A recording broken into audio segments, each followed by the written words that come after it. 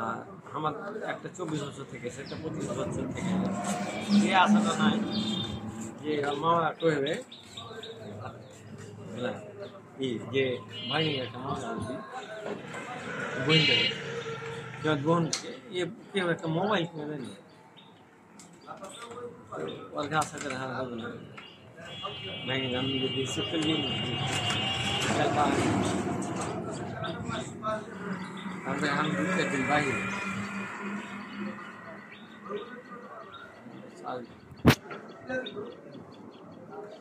আমার খুব ভালো লাগছে ওর লিয়ে করার জন্য খুব ভালো হবে না বড়